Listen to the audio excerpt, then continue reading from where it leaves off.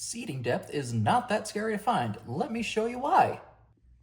When you first get your dies, they're not really going to be set to any specific depth. So what you need to do is you just need to screw it in a little bit. This is your timing ring, essentially.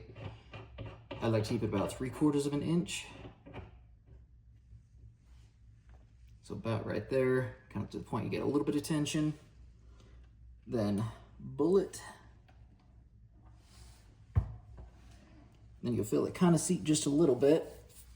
But as you can see, that is not very well seated, and that might fall out even with it nice and resized. So what you do is I'll actually do a full turn on this one because of how far out it is.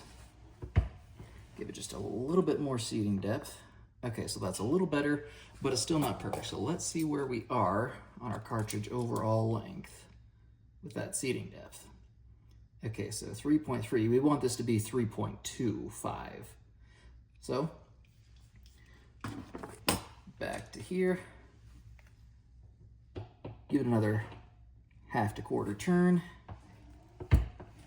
Seat just a little bit further. Okay, closer, almost there. 3.3. Okay, so not too bad. 3.3. Almost there. Like I said, we want it to be 3.25. So another turn. Down. All right, there we go, 3.246. So I'm actually gonna back it off just slightly now. Just ever so slightly.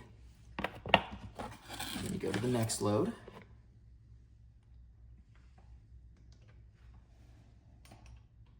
Ooh, bullet decided it didn't want to seat there. All right. Back it out. 3.255. Okay, so yeah, we're about good right there.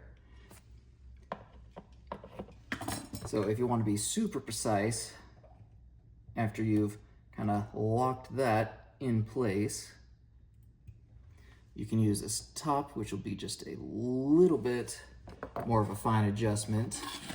Keep in mind, these are older dies, but the technology hasn't really changed. More modern dies will probably have like little increments that you can actually measure out.